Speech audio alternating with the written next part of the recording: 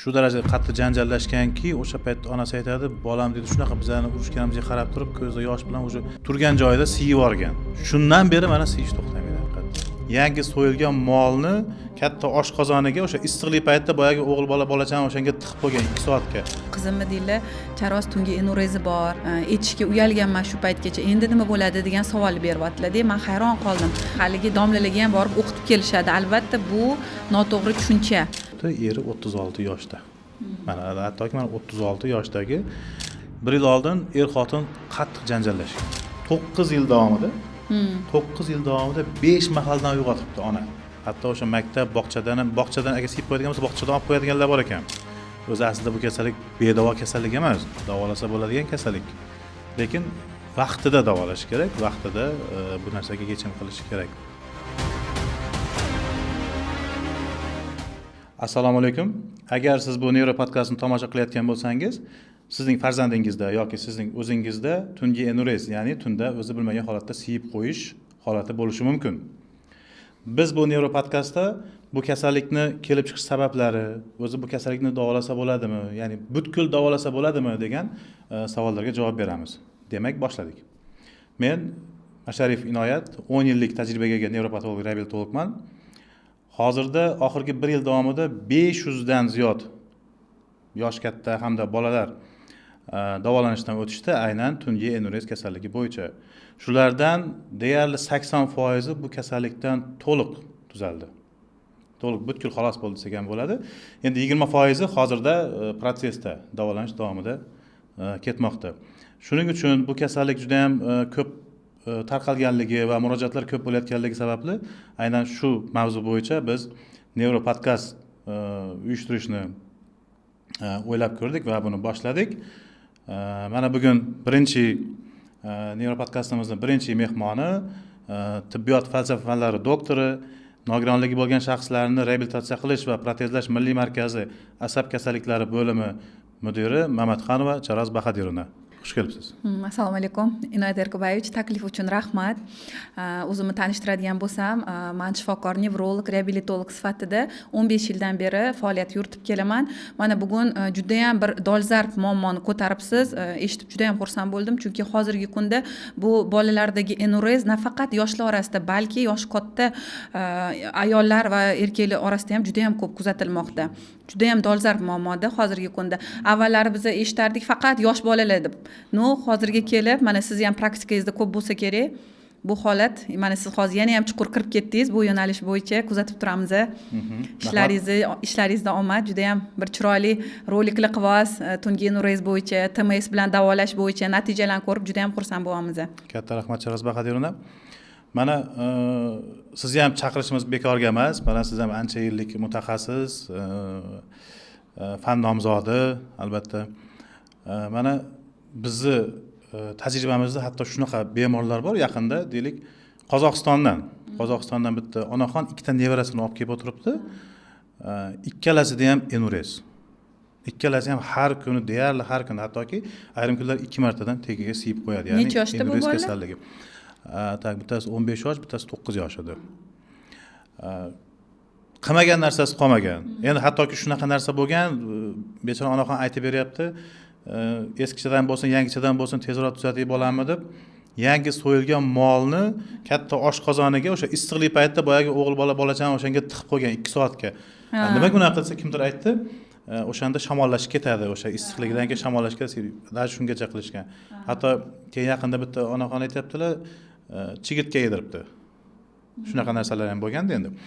Lekin biz nimadan xursand bo'lamiz? Mana murojaat qilgan bemorlarda maksimal harakat qilamiz. Bu tezroq tuzalishiga. O'zi aslida enurez kasalligi bu bedavo kasallik emas. Davolasa bo'ladi.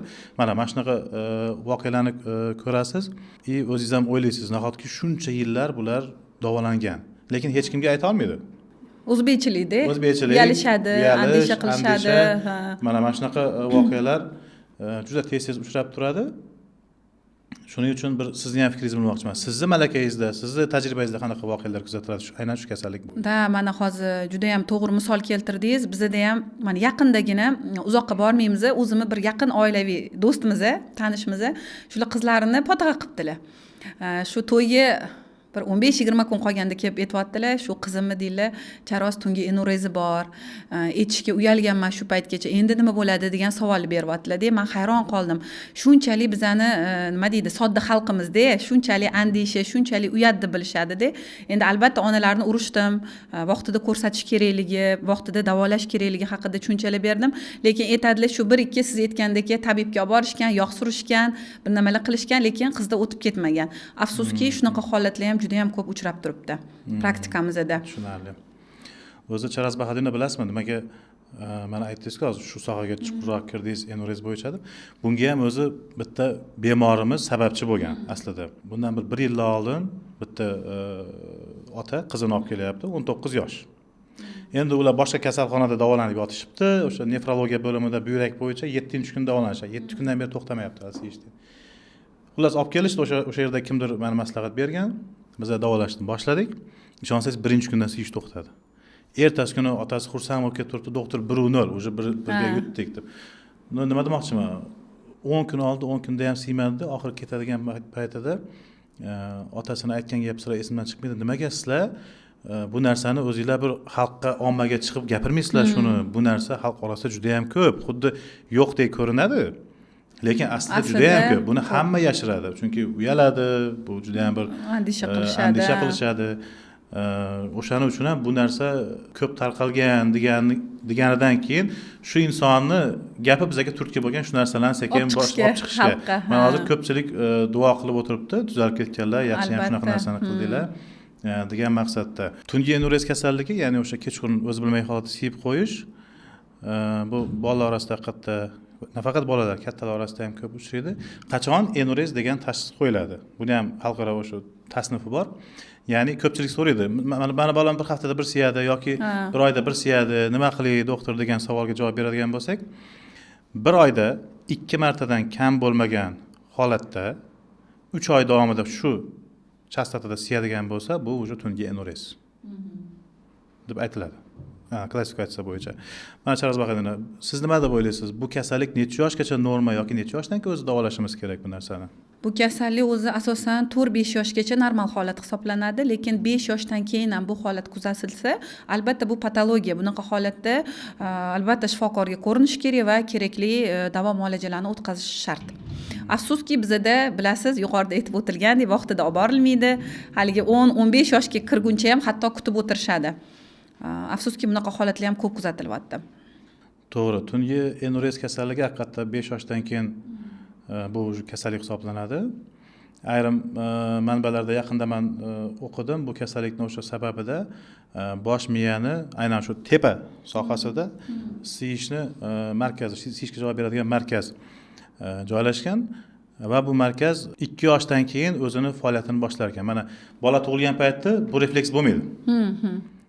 O'sha siyish yoki axlatni boshqaradi. 2 yoshdan keyin bu narsa rivojlanib boshlashi kerak va 5 yoshgacha qat'iy aytganingizdek shakllanishi kerak ekan.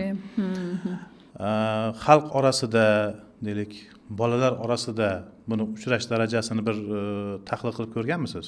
Bu statistika hozirgi kunda mana shu aholi orasida 100 ta bolaga 10 tani tashkil qilyapti. Hozirgi oxirgi statistika bo'yicha. Albatta bu ko'rsatkich kichkina ko'rsatkich hisoblanmaydi. Mana shu haqida siz ham nima deb o'ylaysiz? Mana sizga ham kelyapti bolalarda. Haqiqatda shunaqa, xuddi bu kasallik yo'qdek ko'rinadi. Misol uchun boshqa yoki shamollab qolsa, bosh og'risa darrov doktorga yugurishadi yoki qo'shnisidan so'raydi, qarindoshdan so'raydi, kimga boray boshqa, lekin bu kasallikda mana bemorlarning o'zlari aytib berishadi. Birovdan so'rash iloji yo'q. Birovdan ayta olmaydi. Birovga ayta olmaydi. Ertaga yosh katta bo'lsa, ha, bu yoshligida shunaqa siygoq bola bo'lgan yoki siygoq qiz bo'lgan degan gap bo'lmasin deb, bular maksimal ravishda hatto o'sha maktab, bog'chadan agar siyib qo'yadigan bo'lsa, bog'chadan olib qo'yadiganlar bor ekan. O'sha yerda gap so'z ko'paymasin deb bog'chaga berishni to'xtatdim deb kelishadi ota-onalar. Keyin mana bizada endi qanaqa desam, bir bizdan bir nozik tomonimizmi yoki kamchiligimizmi desa ham bo'ladi. Ko'pchilik so'raydi, qani mana shuncha kasallarni davolabsizlar, qani odzivlar, kasallar, o'sha shifo topganlar tomonidan aytilgan fikrlar qani desa, biz hech narsa deya olmaymiz. Chunki bu narsaga hech kim rozi bo'lmaydi. Uyat hisoblashadi. Deylik, keldida, men qizim siyib qo'yardi, 17 yoshar qiz turibdi-da, men qizim siyib qo'yardi, 10 kundan keyin mana siyishni to'xtatdi deb hech kim ayta olmaydi. Ayta olmaydi-da. Bo'lmaydigan narsa. O'shaning uchun ham haqiqatda bu narsada ojiz ham yoki birovlarga aytish ham to'g'ri kelmaydi, aytilmaydi ham. O'shaning uchun ham xuddi kamdek tuyuladi, lekin aytganingizdek haqiqatda aslida sifra juda ham ko'p. Yana bitta masala bor bu yerda. Enurezda menga endi ko'p bemorlar so'raydi. Hozir sizni tajribangiz shu ma'noda bilmoqchiman. Naslilik masalasini ko'p so'rashadi.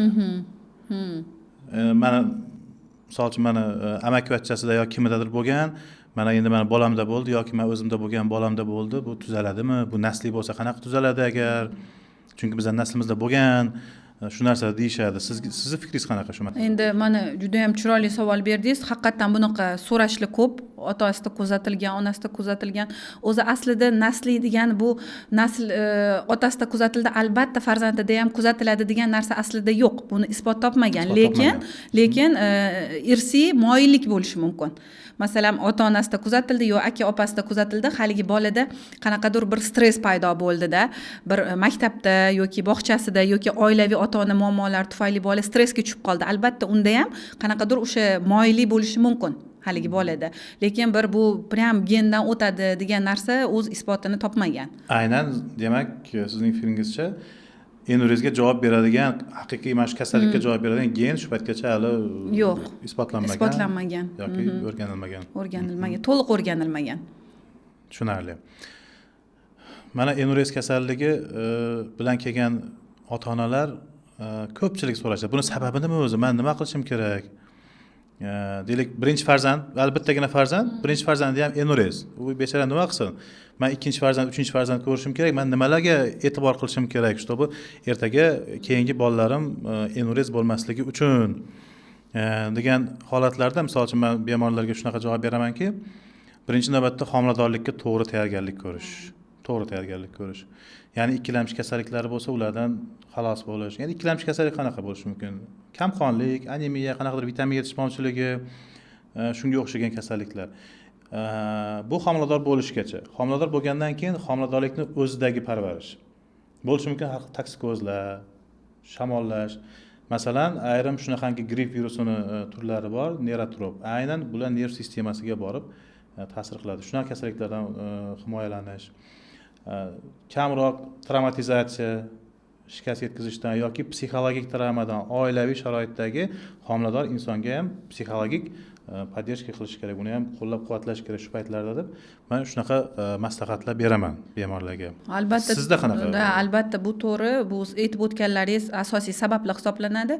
Yana bir shu sabablardan biri bu bizda organizmdagi haligi o'sha aytganingizdek vaspaleniyalar, turli xil yallig'lanish kasalliklari, bundan tashqari umurtqa orqa miya anomaliyalari, masalan, spina bifida bo'lishi mumkin. Endi tekshiruvlar o'tkazganimizda bundan tashqari yana shu gormonal o'zgarishlar, ya'ni o'sha organizmda vazopressin gormoni, ya'ni bu neyrogormon hisoblanadi. Bu gormon nima qiladi? Bu o'sha buyrak kanallarida suvni qayta so'rilishini yaxshilab beradi, ya'ni antidiuretik gormon hisoblanadi. Albatta bu gormon yetishmovchiligida ham haligi enurez holatlari kuzatilishi mumkin. Yana bundan tashqari hozirgi sabablar bolalarga juda ham nima deydi?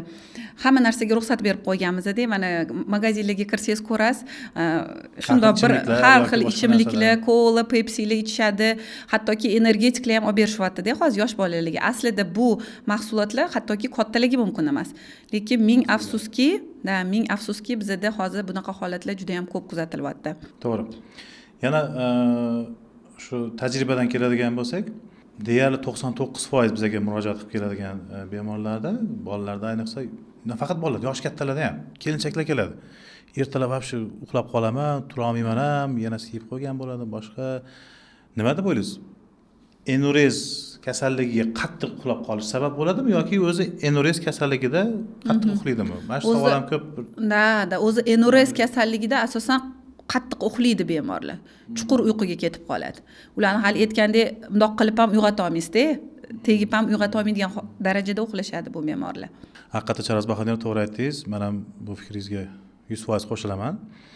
Aynan enurezi bor bemorlarda uyqusi juda ham qattiq bo'lar ekan. Bu ham shu bosh miyani qo'zg'aluvchanligi bilan bog'liq deb o'ylayman. Ya'ni o'sha markaziy nerv sistemasidagi siyishga javob beradigan yoki o'sha po'stloq, miya po'stlog'i. Mana biz TMS bilan davolaymiz, ya'ni bu TMS degan transkranial magnitniy stimulyatsiya apparatimiz shu bosh miyani qo'zg'atishga qaratilgan apparat hisoblanadi. Bu qatnab olinadi, yotilmaydi, shu uy sharoitiga deyarli mos bo'lsin, больницада yotmasin yoki har xil kasallar bor, bola yana psixotravma olmasin, buni qatnab oladigan ambulator sharoitda qilib qo'yganmiz. Mana bemorlar kelgan paytda haqiqatda juda tushkun holatda, kuniga 3 martalab yoki 2 martalab siyib qo'yish, bormagan joyi qolmagan, qilmagan narsasi qolmagan, dori darmoni-yu, eskicha-yu, yangicha-yu, boyagi domlaga o'qitish yoki juda ham ko'p bu narsalar. Sanaydigan bo'lsak, kechgacha sanash mumkin. Haqiqatda shu TMS apparatdan keyin 3-4 kunlarda bolalarda uxlashi, ya'ni uyquni chuqurligi sal o'zgarishni boshlaydi. Ya'ni oldin shunaqa ko'rsatib bersa, ota-onam, mana shunaqalar qilib uyg'otaman, bola uyg'onmaydi. Uyg'onsa ham bir tualetga borsam, boshqa xonaga kirib ketadi yoki tualetga kirib o'tirgancha uxlab qoladi. Hozir misol ismini aytib falanka turib olamsa, darrov sakrab turib siyishga borib keladi. Yoki tur desam, yo'q, ota yoki ona, sikim yo'q, yaxshimadi, yana uxlab qoladi. Уже reaksiya bor bo'ladi. Уже reaksiya bor. Уже demak, shu uyqusini biz yengillashtiradigan bo'lsak ham, bu kasallikda davolashdagi birinchi qadamlarga kelamiz. Men ota-onadan ham so'rayman, mayli biz o'sha davolash mobaynida ham siyib turishi mumkin. Birinchi o'rinda uyqusi qanaqa bo'ldi deyman. Agar uyqusi yengillashgan bo'lsa, уже meni ko'nglim xotirjam. Effekt, natija qadama-qadam boshlanyapti. Chunki maqsad bolada yarim kechasi turib siyib kelish emas, u normada ertalabgacha ushab yotish kerak.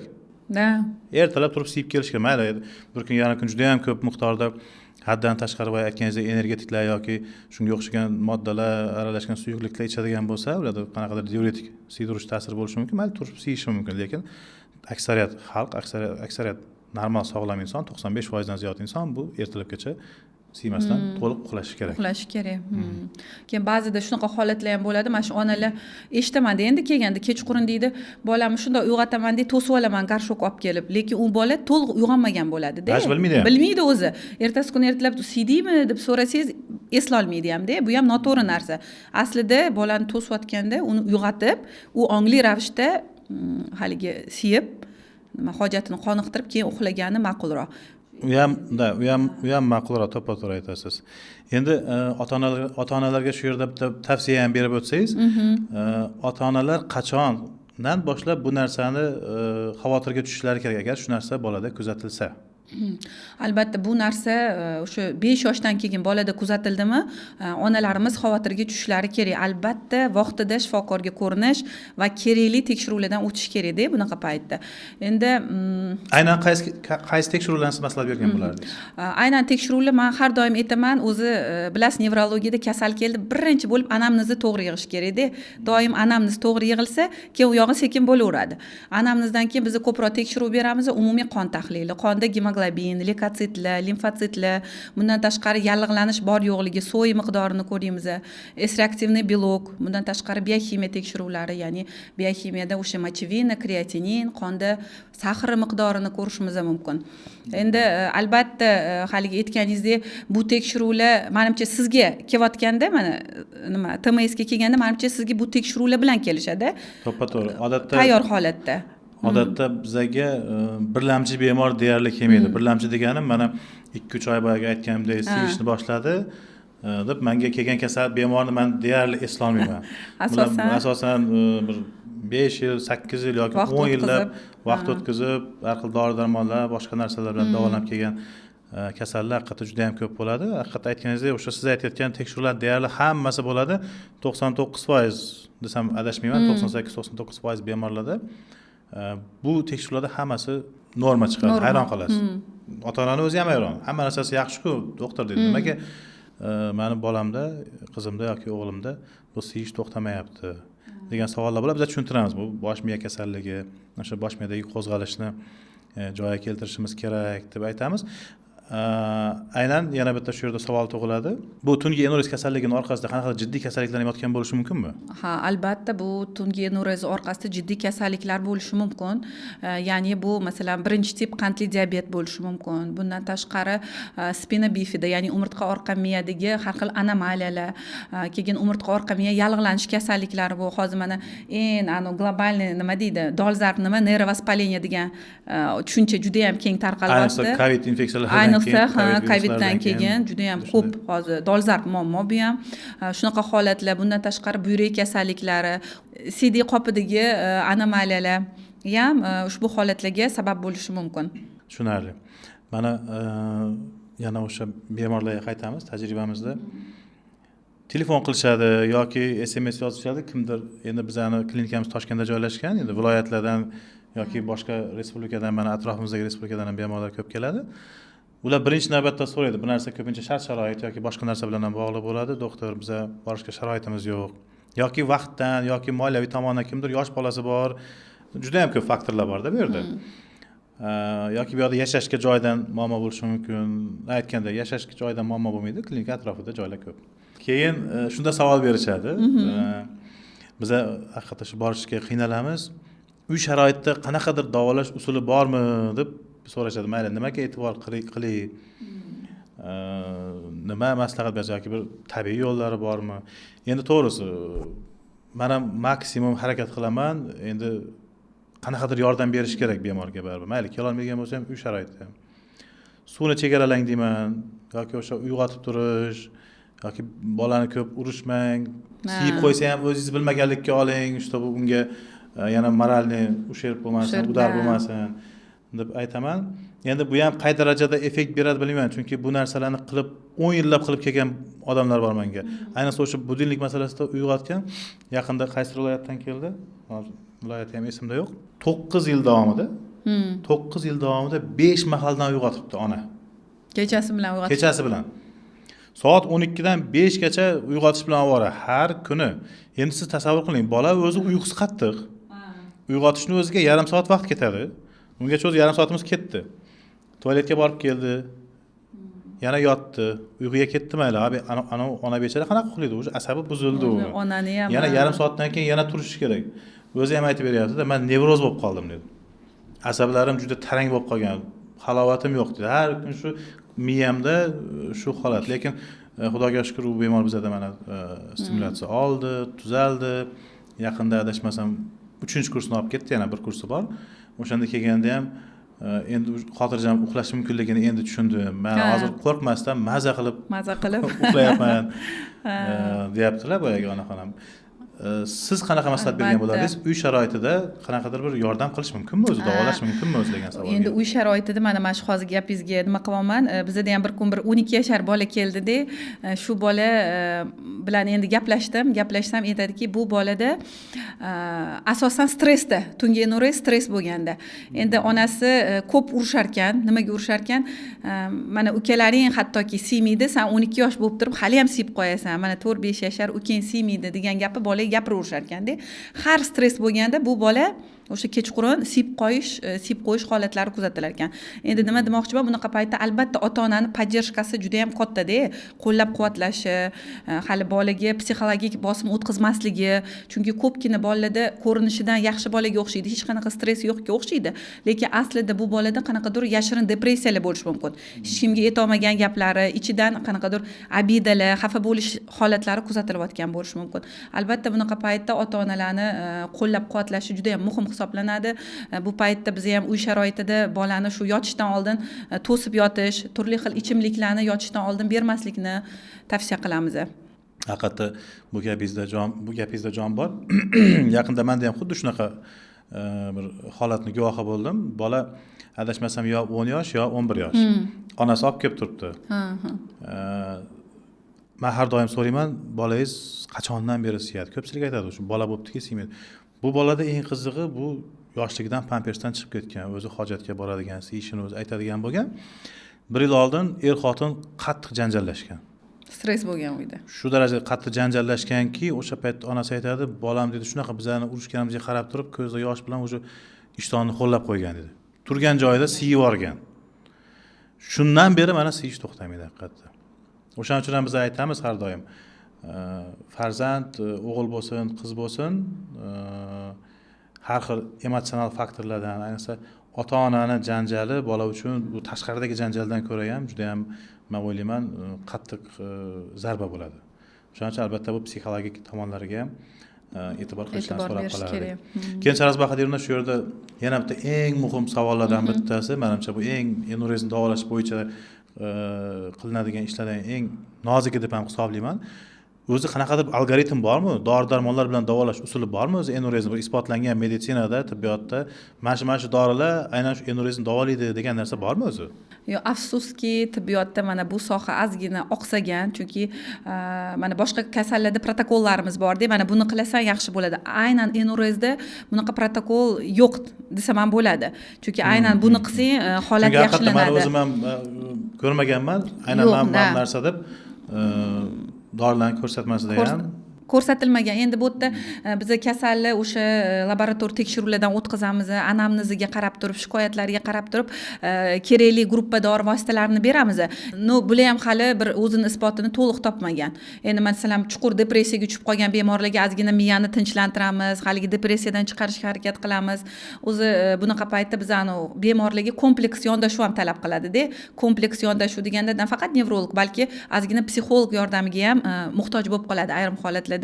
Shu bolajonlarimiz. To'g'ri aytasiz, chunki haqiqatda mana biz hozir shu enurez yaxshi bilasiz, enurez kasalligini davolashda mana shu yangi usul TMS apparatdan keng miqyosda foydalanyapmiz. Effektlarimiz juda ham yaxshi. Bu apparatlar chiqqungacha haqiqatda biz ham shu bir varaq dori-darmonlar, boshqalar qilamiz, lekin kasal kelmay qo'yadi yoki keladi, u nima bo'lganini bilmaymiz ham. Davolash masalasida haqiqatda dori-darmonlarning effektivligi kam. Endi hozir yana bitta yaqinda bir masala bo'ldi. Epilepsiya kasali bor bola hamda enurez. O'zi aslida bosh miyadan stimulyatsiya qilish epilepsiyada umuman mumkin emas. Chunki o'zi TMSni ham nojo'ya ta'sirlaridan biri. Men hamma bemorlarga aytaman. O'sha paytdagi vaqtinchalik sudurga, ya'ni tutqanoq chaqirishi mumkin. Bu degani tutqanoq kasal bo'lib qolmaydi. U yerda chaqiradi, u birinchi yordam ko'rsatadi, o'ziga keladi, u hammasi yaxshi o'tib ketadi. Endi hozir biz aynan shu holatda yangi TMS turi bor, kresloli varianti, pelvic floor deyiladi. Aynan unda o'sha kichik chanoq a'zolariga to'g'ridan-to'g'ri stimul beradi, shuning hisobidan effekt kuzatiladi. Aynan shu epilepsiya kasalligida ham bu narsani qisman qo'llash mumkin, lekin to'liq bo'lmaydi, lekin qisman bo'ladi. To'liq bo'lsa boshdan ham, bu yoqdan ham berganda qilsak, bu to'liq degan hisoblanadi. Keyin mana yaqinda bitta bemor telefon qilyapti, aynan shu masala bo'yicha. Telefon qilsa ham endi so'rayman, qayerdansiz? Qayerdaligini ham aytmaydi. Necha yoshligini ham aytmaydi. Erkakmi, ayolmi? Uni ham aytmaydi. Keyin u bilan yaxshilab yana gaplashib ko'rganimizdan keyin ular haqiqatda oldindan bu narsani sir saqlanishi, men ism familiyam hech qayerda ko'rsatilmaydi. Hattoki o'sha TMS apparatiga ham uni ism familiyasini boshqa deb saqlanib qilganmiz-da. Ha, shu darajada. Shu darajada endi bu yashirish. O'sha paytda kelganda qarasak, u ayol kishi erini olib kelyapti. Eri 36 yoshda. Mana hattoki 36 yoshdagi holatimiz ham bo'lgan. Aytganda, o'zi eng katta yosh necha deb so'raydigan bo'lsak, yaqinda 45 yoshligiz keldi. Bola chaqasi bor, erkak kishi ham haligacha siyapti. Endi hozirda u davolanishda, xudo xolasa balki uni keyingi podkastlarda aytib o'tarmiz natijasi qanaqa bo'lganini. Eng achinarlisi nima Sharoz Bahadina bilasizmi? Men hozir shu narsaga qancha chuqur kirganimiz sari 19, mana 20 yosh, ya'ni bular turmush qurish yoshidagi yigit qizlar. Shunaqa yoshdagi bemorlar murojaat juda ham ko'payib ketyapti. Kimdir fotqalangan o'zi, kimdir o'zi to'y kuni belgilab qo'yilgan, aniqlashtirilgan, vaqtimiz kam deb kelishadi. Haqiqatda bu narsa aynan shu yoshda ham juda ham ko'p. Mana aynan men o'zimning tajribamda ham biz endi ko'p buni yashiramiz, buni ommaga ko'rishga haqqimiz yo'q, hech kimga ko'rsatmaymiz ham. Haqiqatda shu 19, 20, 21 yoshdagi o'g'il qizlarda ham juda ham ko'p tarqalgan. Ular shu paytgacha ham bekor yurmagan, davolangan. Lekin natija yo'q. Sizda qanaqa tajribangiz shu yosh masalasida? Albatta, o'sha juda ham to'g'ri. Yosh masalasida aytganingizdek, hozir 6-7 yosh emas, asosan yosh kattalar, 14-15 yoshdan keyingi holatlar bizda ham juda ham ko'p kuzatiladi. O'sha balog'atga yetgan qizlarimiz, hattoki mana shu tungi enurez siyib qo'yishi natijasida depressiyaga tushib qolishadi. Hattoki o'zlarini suitsid qilish holatigacha borishadi-da. Endi nima bo'ladi? Turmush qursam nima bo'ladi? Qaysi yuz bilan qarayman? Shunaqa ma'noda ularda o'y fikrlar shu nima tarzda ketadi-da.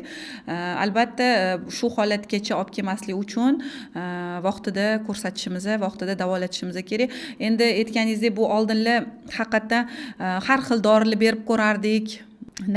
Mana shunaqa holatlar bo'ladi. Kasal haligi bemorlar juda ham ko'p joylarga borishgan, juda ham ko'p lishenyalar olishgan, lekin olgan davo muolajalarini qarasangiz, kerak narsa ham bor, ichida kerak emas narsa ham bor. Xullas, vaqtida lishenya olmagan. Shunaqa bemorlar keladi, analizini ko'rasiz, hamma narsasi yaxshi, lekin bular antibiotiklar ham ovuradi, yallig'lanishga qarshi ham ovuradi, virusga qarshi ham dorilar ichaverishadi, lekin analiz top-toza. Albatta, bunaqa holatlarda to'g'ri yechim qilgan maqsadga muvofiq bo'lardi. Bu kasallik haqiqatda xalq orasida shunaqa ko'p tarqalgan ekanki, bu kasallik bo'yicha kinolar ham ishlangan ekan. O'sha kinoni men o'zim ko'rganman.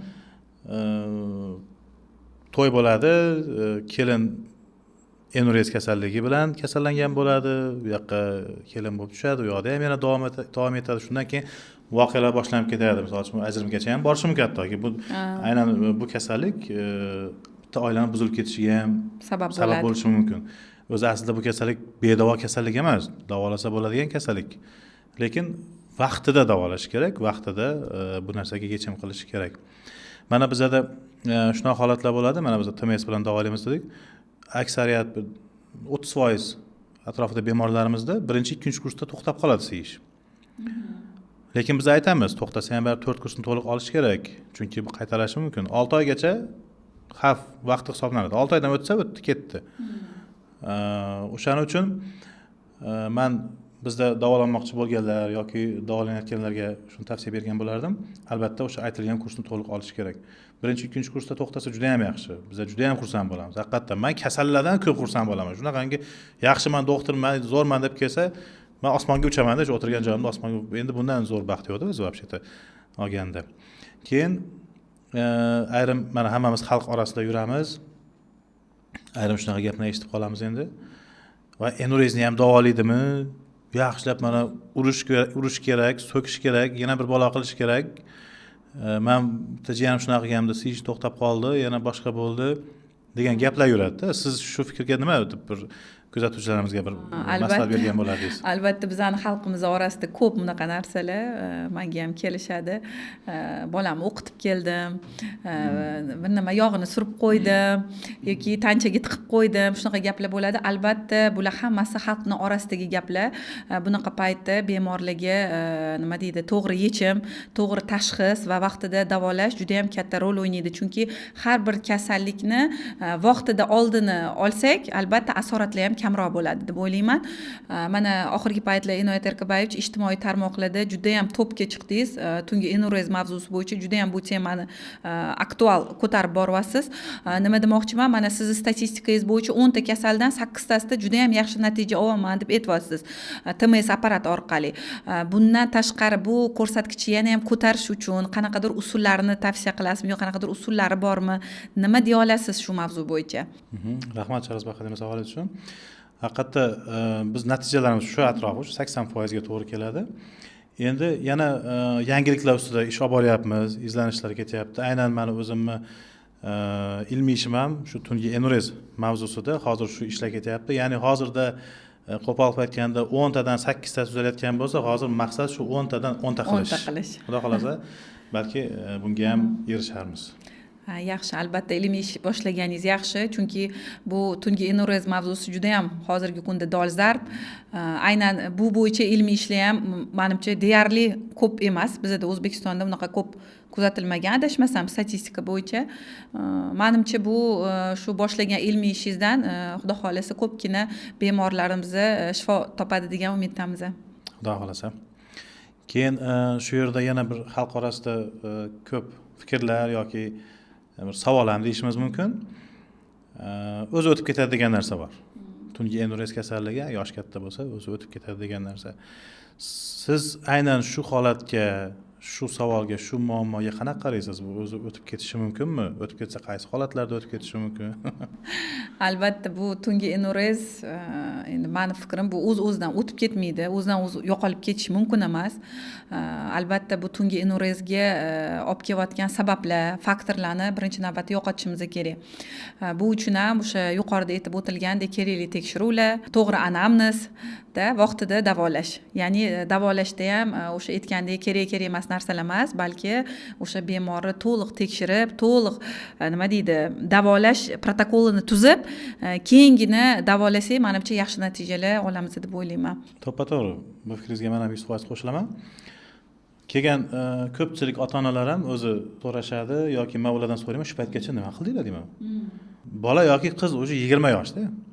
Bechora ayrim bolalar men xonamga kirishga uyalib koridorda o'tirishadi, ota-onasi kiradi, kirsin, farzandisi yo'q, uyalyapti, kirmayapti, hop kiraversin, men o'zi bilan gaplashishim kerak. Buni men vrachman yoki men uni biron joyga aytib chiqarmayman-ku deganimdan keyin kirib gaplashishadi, boshqa qilishadi. Aytganingizdek, shuncha vaqtni mayli ko'pchilik davolanib o'tkazadi. Ayrimlar hattoki o'zi o'tib ketadi degan bilan ham shuncha vaqt shu fikr bilan ham yuraverishadi. Aynan shu kasallik bilan og'rigan farzandi bor ota-onalarga nima tavsiya qila olasiz? Oxirgi paytlar shu Instagramda ko'rib qoldim, ana TMS kreslo apparatini olib kelgan ekansizda. Shu menga qiziq. Mana shu bo'yicha natijalaringiz qanaqa bo'lyapti? Aynan Enurezda. Va yana bitta savolim bor edi. Faqat Enurezda emas, balki umurtqa orqa miya kasalliklarida bilasiz, peshob tutib tura olmaslik yoki axlat tutilib kelishi holatlarida qanaqa natijalar olasiz? Shu bo'yicha qani qisqa aytib bersangiz degandim. Bu TMS kreslo variantimizni olib kelishimiz ham bir tarixi boshqacha bo'lgan. Men o'zi Xitoyda boshqa masala bo'yicha o'qishga borganimizda aynan shu narsani ko'rib qoldim. Qarasamki, polniy o'sha enurez yoki siyish muammosi yoki axlat bilan bog'liq muammolar bo'yicha yaxshi ko'rsatkichlari, hamma narsasi bor. Darrov o'sha yerning o'zida o'tirib tanishib chiqib, shartnomalar qilib O'zbekistonga olib kelish masalasini hal qilib bir oyda apparat kelgan. Haqiqatda bu kreslo variantini olib kelgunimizgacha ham rezultatlarimiz yaxshi edi. Buni olib kelgandan keyin yana ham ko'paydi. Bu ham bitta qo'shimcha bo'ldi. Bu ham o'sha lecheniya sxemasini bitta ichiga kirib ketadi. Alohida bo'la olmaydi. Direkt men bemor bilan gaplashaman, holatini surishtiraman. Delik bir kun boshdan bir kun kreslo yoki 2 kun bosh bir kun kreslo yoki faqat kreslo. To'g'ri boyaga yana bitta savol berdingiz, keyingi umurtqa pog'onasi kasalliklari yoki yosh kattalarda, ayniqsa ayollarda o'sha bachadon tushishi yoki o'sha kichik chanoq muskullarini sustligi, semizlikdan siydik ushlolmaslik holatlari bor. Даже bemor yo'talsa, aksirsa siydik chiqib ketadi.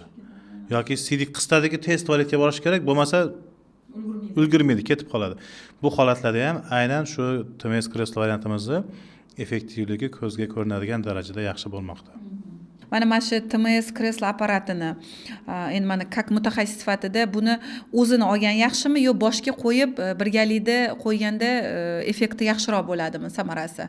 Endi samarasiga keladigan bo'lsak, albatta bu yerda aralash bo'lishi kerak, chunki aynan enurez kasalligida bu yerda markaziy nerv sistemasi bilan bog'liq holat bo'lgani uchun aynan enurezda aralashtirib qilamiz. Endi boyagi yosh katta ayollarda yoki erkaklarda aytganimizdek, o'sha bachadon tushishi birinchi, ikkinchi darajalari bo'lishi mumkin yoki o'sha sohadagi mushaklar sustligidan kelib chiqqanda bunda faqat kreslo variant. Bu yerda boshdan qilganimizda effektivligi yo'q. Bu holatda shunaqa kreslodan ham kresloni o'zidan foydalaniladi. Eng qizig'i, hozir bu yerda buni urologiyada ham yaxshi foydalanilyapti. Urologlar bilan hozir birgalikda ishlab boryapmiz. Aynan erkaklarda uchraydigan o'sha surunkali prostatit yoki erektilniy disfunksiya shunga o'xshagan kasalliklarda ham buni effektivligi juda ham yaxshi. Mana bizada aynan enurez kasalligi bilan davolangan, aynan bizda davolangan yoki davolanayotgan bemorlar uchun Stop tungi enurez degan Telegram gruppamiz bor. Bu yer ochiq gruppa, men kamdan kam yozaman, agar lechni o'zimga savol berishsa yozaman. Bu gruppa nima uchun tashkil qilingan? Shu bemorlar hammasi bitta joyga yig'ilib bir-biridan ma'lumot almashadi, boshqa qiladi, natijalarini bo'lishadi. Mana natija bo'lgan bemorlar Telegramga yozadi. Endi u yerda salkam 600 ta odam bor. Hozir ayrim bitta ikkita bemorlar ham aytayapti, "Voy, o'sha yoqqa yaxshi bo'ldim deb yozganimga pushaymon bo'ldim" dedi. 100 ta odam yozib tashladi, har biriga javob berib o'tirib asablarim buzilib ketdi dedi. Shuna telefon qilib keyin o'pshi hammalarga javob deb gruppaga ovozli xabar jo'natdim. Mana gruppadagilar hammalarga bitta yozaman, har biriga bitta javob qaytarib o'tirayman deb. O'shanaqa gruppa ham tashkil qilib qo'yganmiz. Bu yerda xohlagan odam xohlagan payt u yoqqa a'zo bo'lib, o'sha natija olgan bemorlardan bemalol so'rashi mumkin. Bu yerda yoki meni birontasi qarindoshim emas yoki sizni qarindoshingiz emas yoki tanishlarimiz emas. Bu yerda biz hammamiz o'sha davolagan bemorlar. Mana Charazbaxadiyni bilasizmi? Yaqinda biz enurez kasallikka uchragan bemorlarni yig'ish va ularga yordam berish maqsadida bir zapis qildik. Bir 5 kunga yoqib qo'ydik zapisni. 5 kunda 600 ta odam yig'ildi. 600 ta odam yig'ildi. Men shunaqa qilib e'lon berdim. Bepulga webinar qilib onlayn konsultatsiya. 2 soat, 3 soatlab davom etdi. Endi kech bo'lib ketgani uchun shunaqa to'xtatib 2 kun davom etdi. Qarang, 5 kunda 600 ta odam. Bu katta ko'rsatkich. Juda ham katta ko'rsatkichda. Endi ular 600 ta odam yig'ilgandan keyin webinarda o'rtacha bir 150 tasi qatnashdi. Ulardan hozir mana qancha уже tuzalganlari bor. Qatnab turibdi, lekin protsessda уже ancha yaxshi bo'lganlari ham bor. Qolganlar hali ham ishonchi yo'q. Hali ham ishonmaydi. O'sha doktor yuravergan, har xil dori-darmonlar, boshqa narsalar, bilmayman, ishonmaydi xullas. Men har doim aytgan bo'lardimki, ana o'sha gruppa masalasini ham aytdim, bemorlarga ham aytaman. Bemorlar o'zlari hech qachon bir mediaga chiqib intervyu berib yoki men tuzaldim deb aytmaydi, chunki aytdik-ku, bu uyatli kasallik, sal xijolatli holat. Xijolatli. Shuning uchun o'sha Telegram gruppamiz bor, o'sha yerda ana a'zo bo'lib, mana biz tuzaldik deb yozib qo'yishadi. Endi u yerda kimligi yoki rasmi bo'lmaydi. O'shalar bilan gaplashinglar deb aytamiz. Shunaqa qilib mana gaplashib ko'rishlari bemalol. Bu ochiq, hamma uchun ochiq. Bizda uni siri yo'q, hammaga shunaqa deb aytamiz. Keyin Charaz Bahodirni mana shu tungi enurezni davolash bo'yicha xalq orasida haqiqatda juda ham ko'p noto'g'ri fikrlar, noto'g'ri tushunchalar bor. Shular haqida bir fikr bildira olasizmi? Da, bizda xalq orasida haqiqatdan bu noto'g'ri tushunchalar juda ham ko'p. Ya'ni mana ko'pchilik ota-onalar aytishadiki, bu o'zi o'tib ketadi yoki bo'lmasa bolaga tazyiqli o'tkazishadi, uyaltirishadi, shu bolani siyib qo'yishini hammaga gapirishadi, ya'ni bolani battar psixический travma berishadi bolaga. Bundan tashqari o'sha hali aytib o'tganingizdek, haligi nima dedingiz? Qorinni ichiga solib qo'yadimi? Qorinni ichiga solgan. Buqani qornini ichiga solib qo'yishadi yoki bir tanchani ichiga kirgizib qo'yishadi. Hattoki shu tungi enurezi bor bolalarni haligi domlalarga ham borib o'qitib kelishadi. Albatta bu noto'g'ri tushuncha. Bunaqa holatda o'sha o'zini professional shu soha bilan ishlaydigan mutaxassisga murojaat qilishlarini tavsiya qilaman. Mana xulosa qilib aytadigan bo'lsak, bugungi Nevro podkastimizdagi mavzumiz, ya'ni tungi enurez kasalligi bo'yicha aytadigan bo'lsam, bu kasallik davolab bo'lmaydigan kasallik emas. Bemalol davolasa bo'ladigan kasallik. Vaqtida to'g'ri yo'nalish bilan davolaydigan mutaxassisga murojaat qilinadigan bo'lsa bo'ldi. Buni bemalol davolash mumkin. Masalan, biz yangi usullardan biri TMS apparati bilan davolaymiz. Davolash sxemasi qanaqa? 4 ta kursdan iborat. Bitta kurs 10 kun, har kurs oralig'ida 20 kundan 1 oygacha dam bilan minimali 4 ta kursni olishimiz kerak. Yana ko'pchilik savol beradi, chunki bu ambulator protsedura, qatnab olinadi. Yotish masalasi, klinikamiz atrofida bu uchun hostellar yoki kvartiralar juda ham ko'p. Bemalol murojaat qilishingiz mumkin. Pastdagi keltirgan raqamlarga qo'ng'iroq qilib, o'zingizni joyingizni band qilib qo'yishingiz mumkin. Unutmang, tungi enurez kasalligi bedavo kasallik emas. Charaz Bahodirni yaxshi, maroqli suhbat uchun sizga ham katta rahmat. Ishlaringizda omad, muvaffaqiyat. Rahmat. Doktorskilarni qilib o'tirganingizda ham mana shunaqa neyro podkastlarni davom ettirish nasib qilsin. Ilohim. Sizga ham ishlaringizga omad. Taklif uchun rahmat, Inoyat Erkiboyevich. Katta rahmat.